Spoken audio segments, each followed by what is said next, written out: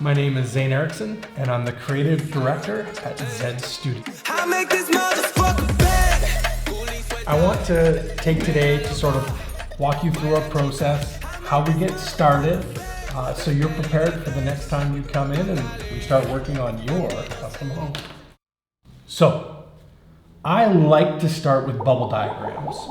I think they're really non-intimidating and they let us explore with freedom the sort of the philosophy of the home, and it lets us start talking about like how many people are going to be in the space, like the nook, we want 1 to 3 people, or the living room, we want a cozy feeling, we want to have people relaxing, and we get to play with like these relationships between the spaces.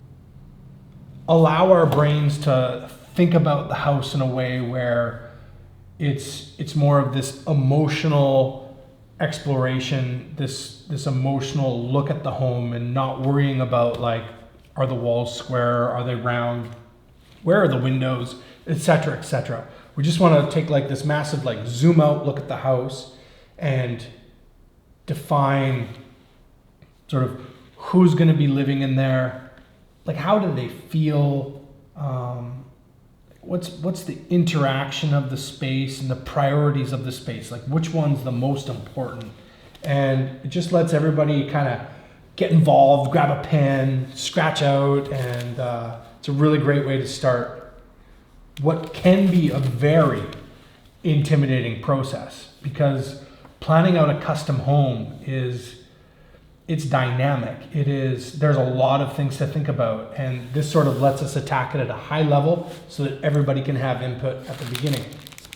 Then what I like to do is I like to move into these loose sketches where we're looking at the relationships of rooms, but we're really looking at like how are we going to flow through the spaces. What is that circulation like? If we have people standing here working in the kitchen, and we've got people standing on the island, like is there room to move around them in the spaces? And then we look at like the yards. And so for this project, we have this kids play area, and the clients were thinking they wanted the mudroom sort of related to the entry in the front of the home. But as we talk about circulation and where the kids are going to be coming through and out, they're like, oh, I want to come from my pottery studio in the back, and I need a way to get into the house without being muddy. And so we really got to explore and decide that, the mudroom's probably better located close to the kitchen, and we're reworking some thoughts that the owners originally had about how they wanted to work in the house. One of the lessons we've learned over like 201 houses either built or under construction is the importance of talking about the daily life in everybody's house, so that we really nail down that circulation and the flow of space. And I like to tell people, I really strongly believe through design, I can solve a lot of little things that bother couples in houses and little things that like irritate people. For instance, like one thing I love to do is create a shower with an actual dry off zone in the shower, so that we sort of design out these little things that cause problems with people. And this is one of the ways we get to explore that and talk about those issues. Different roof forms that speak to people. On this specific home, they really don't want a symmetrical front. They're more interested in asymmetry and some like really dynamic materials, like this big concrete piece they want at their front entry with a metal roof. And then these beautiful wood pieces here. It's going to be just lovely. And it really it's free-form communication, so that we really start the path with clear goals and expectations.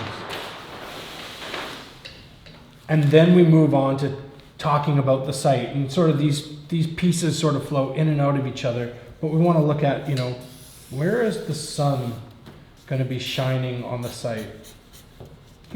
Where's the morning sun? What about the evening sun? Do we want that morning sun in the kitchen? Do we want it, flowing into someone's bedroom? I love playing with light and, waking people up in the morning on a significant day with the sun just like going across their face and like, oh, it's June 5th. It's my anniversary. The sun just woke me up. I can totally do that. And it's fun to have those conversations about how can we play with lighting. And in this house, because the owners are looking for like some passive house concepts, net zero, they want to do heat retention on the floor.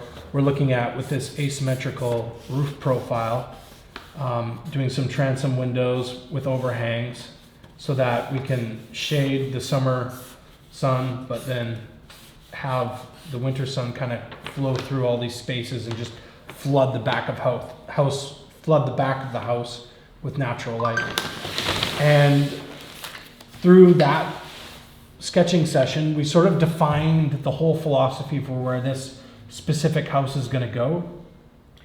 The next piece to this will be budget, builder, and specific site location. So stay tuned for the progress of this beautiful home. Thank you.